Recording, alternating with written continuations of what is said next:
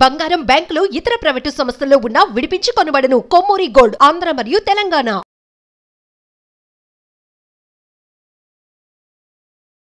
నమస్తే, నేను మీ Gopi. Welcome back to మనం టీవీ. ప్రస్తుతం మనం చూసుకోవచ్చు, గత కొన్ని రోజుల నుంచి ఒక అమ్మాయి మిస్సింగ్ అని ఆ మియాపూర్ పోలీస్ స్టేషన్ అయితే కంప్లైంట్ ఇవ్వడం జరిగింది. బాడీ దొరికిందన్నారు కదా, ఆ బాడీ అంటే ఎవరైనా రేప్ చేసి అలా పడేసి అట్లా వాడే ఉంది. చేసి ఉండొచ్చు. వాడే మాకు తెలియదు. వాడే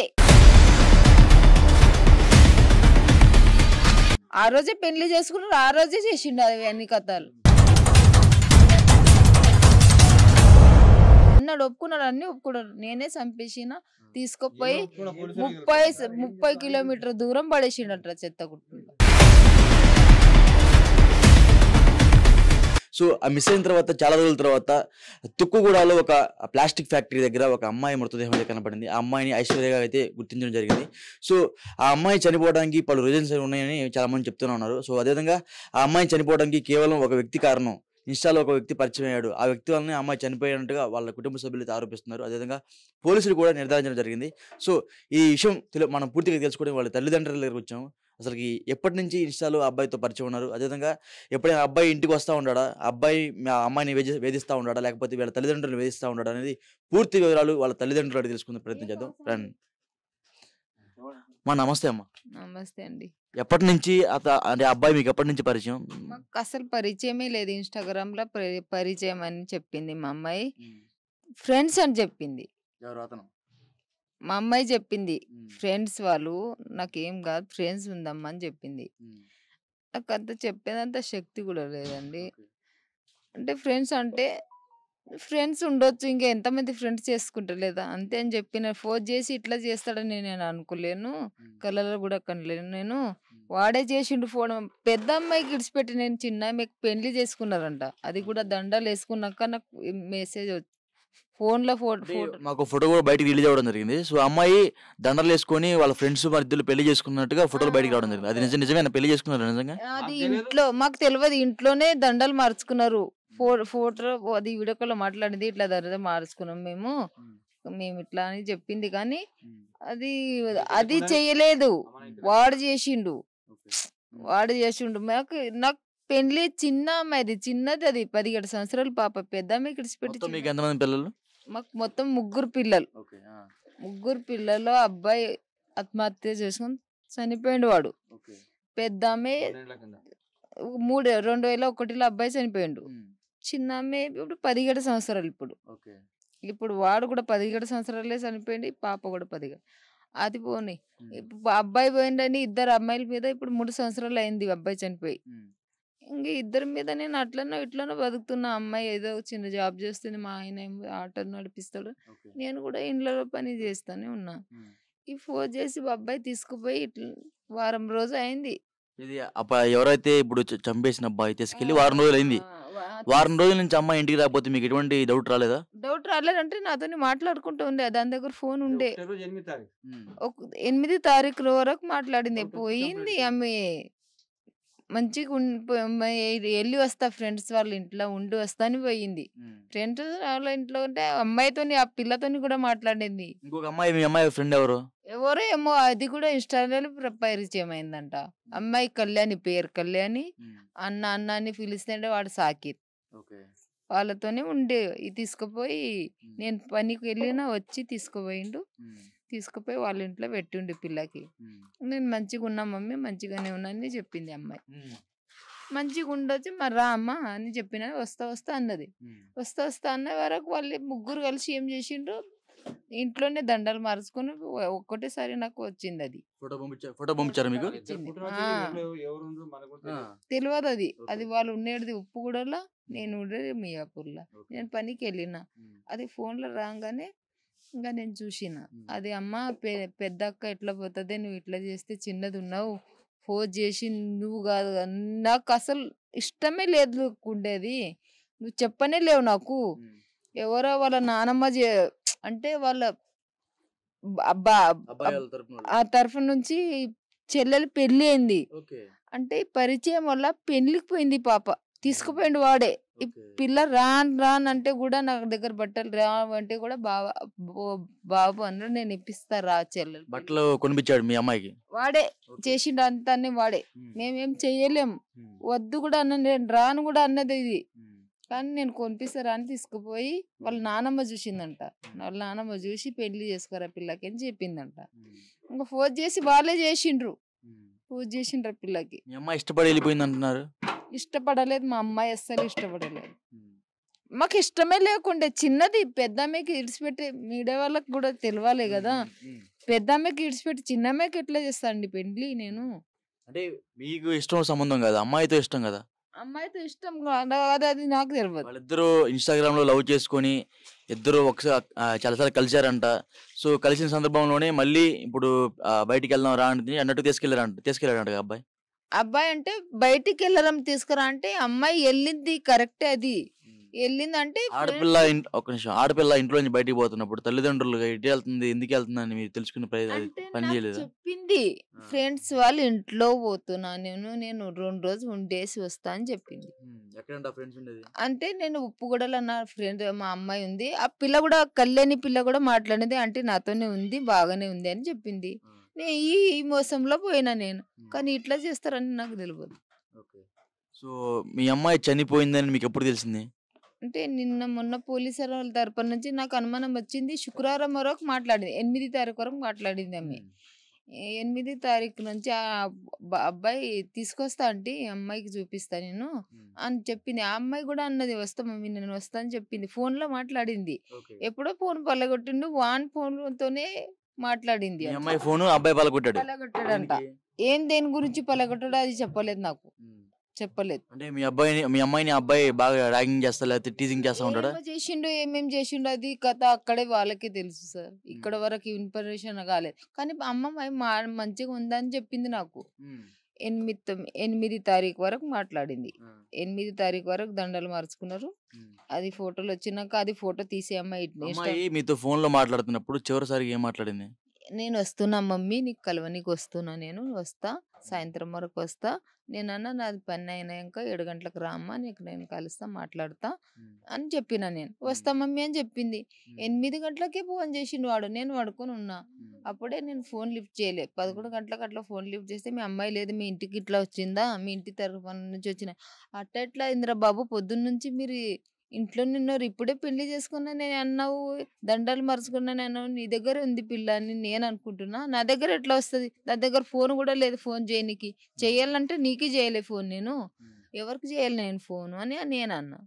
ఏం దెబ్బ పడకుండా మా అమ్మాయికి నాకు అప్పచెప్పు, నాకేం అవసరం లేదు, దండలు బిండలు నేను పెళ్లి నేను ఒప్పుకోను, అది నేను ఇంట్లో పెళ్లి నేను ఒప్పుకోను, అది మా పిల్లకు నాకు అప్పచెప్పేసే అన్నా నేను.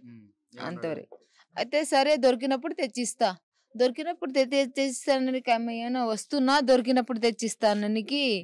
అమ్మాయి జీవితం ఇది.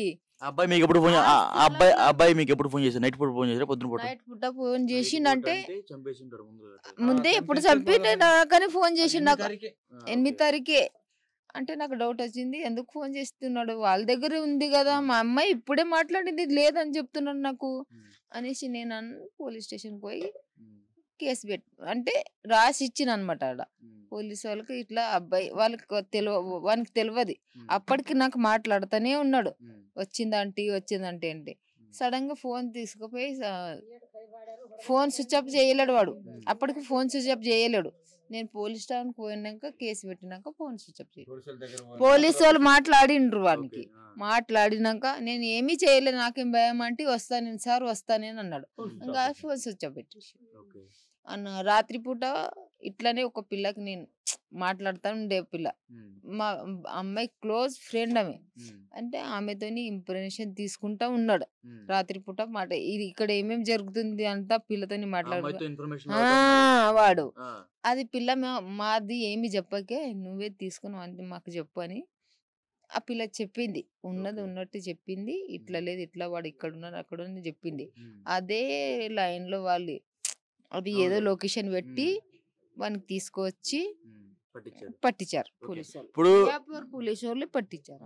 అంటే బయట ఒక టాక్ వస్తుంది, పోలీసుల వల్లే మా అమ్మాయి చనిపోయింది అన్నట్టు చెప్తున్నారు. అది పోలీస్ వల్ల ఏం అమ్మాయి చనిపోలేదండి. చనిపోలేదా? లేదండి. ఉమ్. పోలీస్ వల్ల ఏం పోలీసులు మీకు న్యాయం చేశారు కదా? పోలీసు వాళ్ళే హెల్ప్ చేసిండ్రు.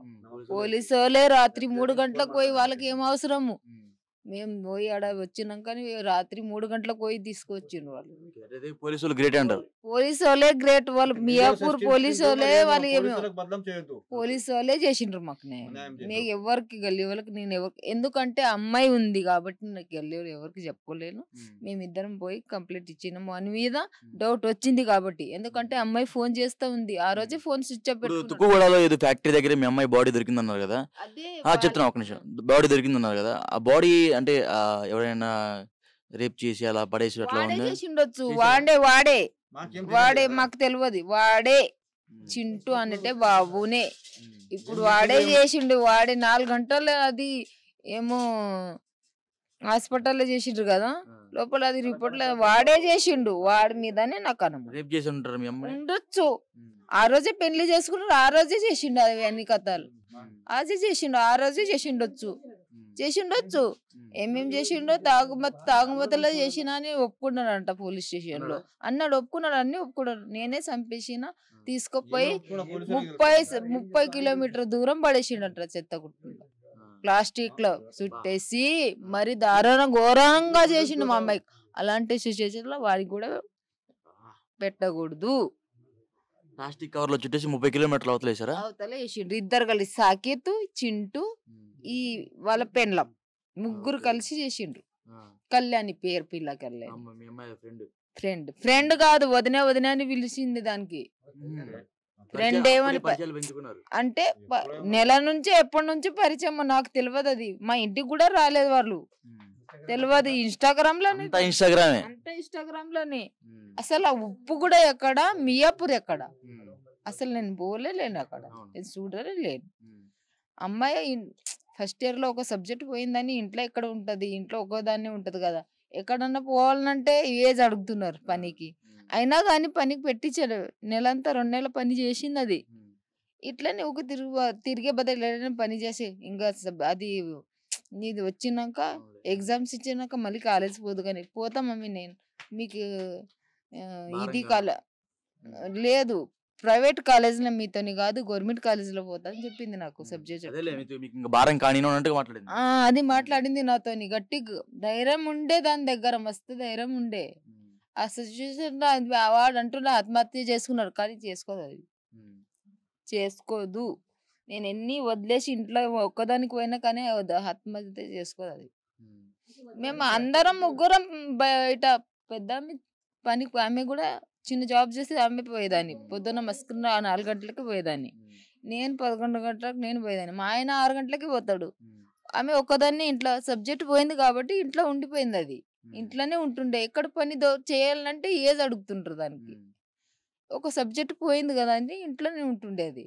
ఇంకా బట్టల షాప్ లో పనికి పెట్టిన, పని చేసింది మంచిగానే. ఇన్స్టాగ్రామ్ లో ఎట్లా లాక్డౌన్ లో ఫోన్ అక్కడ నేను పని చేసిన, ఫోన్ ఇప్పించిన అనమాట.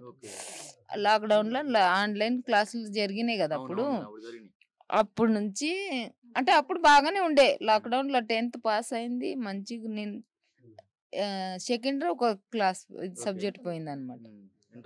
ఇంటర్ పోయింది. అది పోయినాక అది కూడా తీస్తాను. అది కూడా నేను కట్టేసి వచ్చిన ఫీజు. కట్టేసి వచ్చినాక ఫోజ్ మా అమ్మాయి చేయలే. మా అమ్మాయికి అసలు ఇదే లేకుండా, మాకు ఇష్టమే లేకుండే. వాళ్ళ నానమ్మ పెళ్లికి తీసుకుపోయిండు వాడే.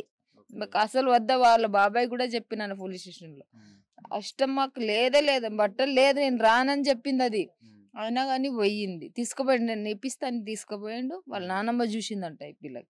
చూసినాక పెళ్లి చేసుకోరా పోజ్ చేసి చేసుకున్నారు. వాళ్ళే ముగ్గురు చేసింది. వాళ్ళు ఎవరెవరు చేసిండ్రో తెలియదు సరే నాకు. అది నేను ఈడ ఉన్నా, వాళ్ళు అక్కడ ఉన్నారు.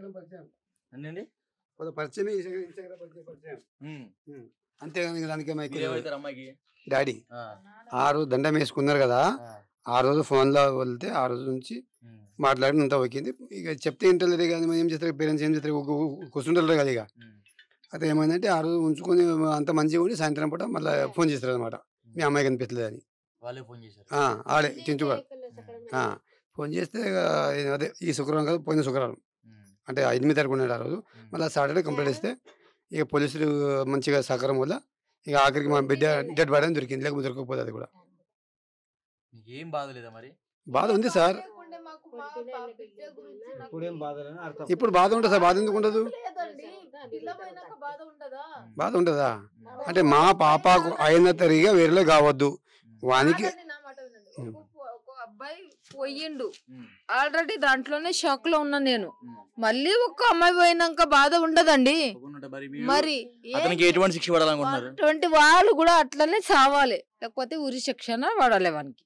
వాళ్ళ ముగ్గురికి, మా బిడ్డకి ఎంత మంది చంపేసిండ్రు కదా, వాళ్ళకి కూడా ఆ సొంటలే శిక్ష పడాలి, వాళ్ళకి రాకూడదు బయటికి. అది నా ఉద్దేశం అది. సో చూసాం కదా, వాళ్ళైతే వాళ్ళ కూతురు అదేవిధంగా వాళ్ళ కొడుకు కూడా చిన్న వయసు పిల్ల, చిన్నది 17 సంవత్సరాలు, ఇంకా నిండలే దానికి, ఇంకా 18 కూడా నిండదు. మొన్ననే పడ్డాయింది, 15 ఏళ్ళు, 17 మొన్ననే పోయింది మార్చి. సో చూసాం కదా, చాలా చిన్న వయసులో నా కొడుకుని నా కూతురిని ఇద్దరిని కోల్పోయానట్టుగా ఆ తల్లి ఆవేదన అయితే మనం చూస్తూనే ఉన్నాము. అదేవిధంగా ఒక ఇన్స్టాగ్రామ్ పరిచయం వల్ల నా కూతురు ఈరోజు ఈ దుస్థితికి పడిందని వాళ్ళ తల్లి చెప్పే ప్రయత్నం అయితే మనం చేసింది. అదేవిధంగా మనం చూసుకోవచ్చు, ఈ పెళ్లి చేసుకోమని వాళ్ళ నాన్నమ్మ ఎవరైతే ఉన్నారో ఆమె ఫోర్స్ వల్లే అతను పెళ్లి చేసుకునేటట్టు దండలు మార్పించుకొని ఆ అమ్మాయిని చంపేసి తుక్కుగూడలో ఒక ఫ్యాక్టరీ దగ్గర అయితే పడేయడం జరిగింది. సో ఇక్కడైతే ప్రస్తుత పరిస్థితి ఇది. వాళ్ళ తల్లిదండ్రుల మాటలని మొత్తం మనం విన్నారు కదా. సో ఖచ్చితంగా మీకు న్యాయం ఖచ్చితంగా జరిగిద్ది. మీరు చెప్పినట్టుగా పోలీసులు కూడా మీకు అండగా ఉన్నారు కాబట్టి ఖచ్చితంగా మీకు మళ్ళీ న్యాయం జరిగిద్ది, తగిన శిక్ష అతనికి పడిద్దని మనందరం మనస్ఫూర్తిగా కోరుకున్నాము. మీ అమ్మాయి ఆత్మకు శాంతి మీ అమ్మాయి ఆత్మకి శాంతి కలుగుద్దాం.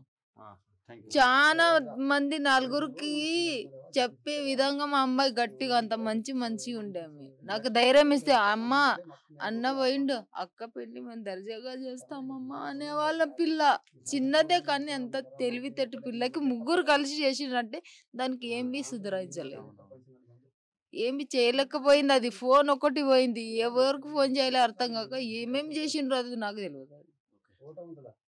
సరేనమ్మా, అది చేసింది మీరు. ఇప్పుడు మీడియా వాళ్ళు ఏం చేస్తారో మీకే తెలుసు. ముందుగా మీ అమ్మ ఖచ్చితంగా అతను శిక్ష పడిద్ది, శిక్ష పడాలి. అదేవిధంగా ముందు మీ అమ్మాయి ఆత్మకు శాంతి చేకూరించి ఖచ్చితంగా పోలీసులు మీకు అండగా నిలబడతారు, న్యాయస్థానం కూడా మీకు అండగా ఉంటుంది.